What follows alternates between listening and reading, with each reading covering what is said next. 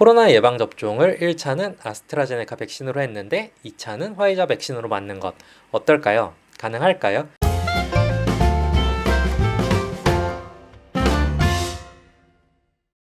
배꼽순 안녕하세요, 말랑닥터입니다. 좋아요와 구독, 많은 관심과 사랑 부탁드립니다. 그냥 막연히 생각하기에는 두 백신이 하나는 기존 방식, 하나는 mRNA 백신, 완전히 결이 다르니까 안 될 것 같은데 한번 알아봐야겠습니다. 현재 국내에서 승인되어 사용 중이거나 혹은 계약이 된 백신은 총 5가지, 화이자, 모더나, 아스트라제네카, 얀센, 노바박스 이렇게죠. 그 중에서 지금까지는 아스트라제네카와 화이자 백신을 주로 접종을 했습니다. 그러니까 만약에 1차와 2차를 다른 백신으로 접종하게 된다면 이 안에서 일어나게 되겠죠. 이렇게 같은 질병에 대해서 서로 다른 회사의 백신을 접종하는 걸 교차 접종이라고 합니다. 이러한 교차 접종은 기존에도 있었다는 걸 아이들 예방접종을 매일 하는 소아과 의사라면 누구나 알고 있습니다. 다만 모든 백신이 가능한 건 아니에요. 예를 들어서 B형 간염 총 3차례 접종을 하게 되는데 이거는 우리나라에 들어와 있는 어떤 백신으로도 서로 호환이 가능합니다. 반면 DTP나 폐렴구균 예방접종 같은 경우는 서로 다른 회사의 것으로 접종하는 것을 권하지 않습니다. 하지만 이렇게 교차 접종을 권장하지 않는 경우에도 어쩔 수 없는 때는 다른 회사의 걸로 접종하는 걸 인정을 해줍니다. 안전성이나 면역을 획득하는데 큰 차이가 없다는 연구들이 일부 있기 때문이죠. 그래서 특수한 경우, 예를 들어 백신을 더 이상 구할 수가 없다든지 완전히 품절이 됐다든지 혹은 외국에서 예방접종을 하고 왔다든지 이런 경우에는 접종을 미루기보다는 다른 회사의 걸로라도 우선 접종을 하도록 권하고 있습니다. 그러면 코로나 백신도 비슷하지 않을까요? 동일 백신이 품절이라서 못 맞으면 다른 거라도 맞으면 되지 않을까요? 여기서 이제 약간의 차이점이 발생하죠.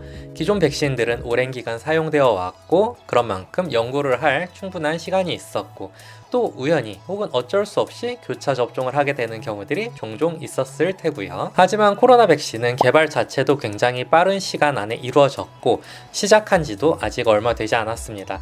그래서 데이터가 많이 부족해요. 교차 접종이 될지 안 될지는 이제 연구를 더 해봐야지 알 수 있다는 거죠. 그리고 어떻게 보면 예방접종을 받는 모든 사람들이 이 임상시험에 참여를 하게 되는 것이지요.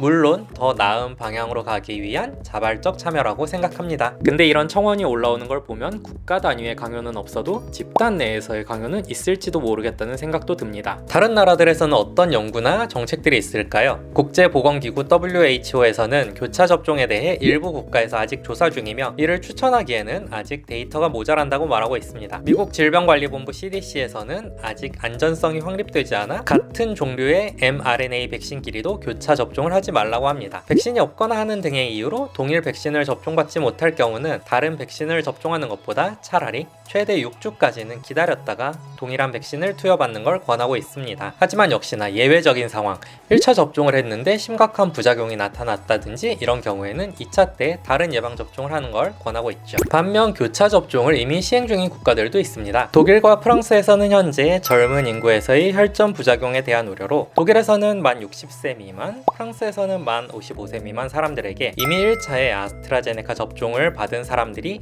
2차 접종에는 화이자나 모더나 백신을 맞도록 정책 자체를 바꾸어 버렸습니다. 이제 해당 국가의 해당 연령대의 사람들은 국가 정책에 따라 교차 접종을 받아야겠죠. 그리고 해당 국가의 일부 전문가들은 두 유형의 백신을 교차해서 맞는 것이 서로 다른 기전의 면역을 얻을 수 있기 때문에 더 효과적일 수도 있다라고 주장하기도 합니다. 이것은 마치 디펜스 게임을 할 때 하나의 타워의 레벨을 더 높게 올릴 것이냐 혹은 두 종류의 1레벨 타워를 놓을 것이냐 이런 문제와 비슷하다고 생각합니다. 두 가지 방법 모두 방어에 효과적일 수도 있고 상황에 따라서는 특정 방법이 더 효과적일 수도 있습니다.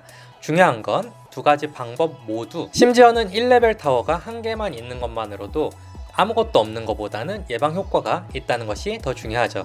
그래서 이런 교차 접종의 경우에는 효과보다도 사실 안전성이 더 우선이 돼야 한다고 생각합니다. 그렇기 때문에 이와 같은 안전성에 대한 연구도 진행 중입니다. 영국 옥스포드대에서는 교차 접종의 안전성을 검토하기 위한 연구를 진행 중이며 지난 12일 란셋이라는 국제 저널에 1차 결과를 발표했습니다. 요약해서 얘기하자면 건강한 50세 이상 성인에서 아스트라제네카 백신과 화이자 백신을 교차 접종했을 때 큰 부작용은 없었고 몸살 같은 가벼운 부작용들은 좀 더 나타나긴 했지만 금방 사라졌다고 합니다. 국내에서는 아직 교차 접종과 관련한 공식적인 입장 발표는 없습니다. 국내에 들여올 때 동일한 백신을 2회 맞도록 허가가 돼서 들어왔기 때문에 그대로 진행할 계획이라고 하고 있죠. 혈전 부작용에 대한 우려에 대해 한마디 더 보태자면 영국에서는 드물게 아스트라제네카 백신을 맞고 혈전 부작용이 나타났던 사람들이 대부분은 1차 때 나타났기 때문에 2차는 동일한 백신으로 접종을 하고 있습니다. 그래서 1차 때 아스트라제네카 접종을 받은 저는 2차 때는 뭘 주든지 일단은 맞을 계획입니다.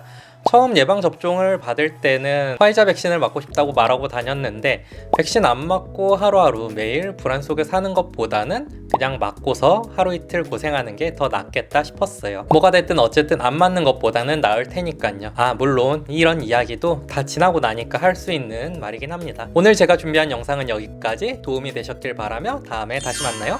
감사합니다.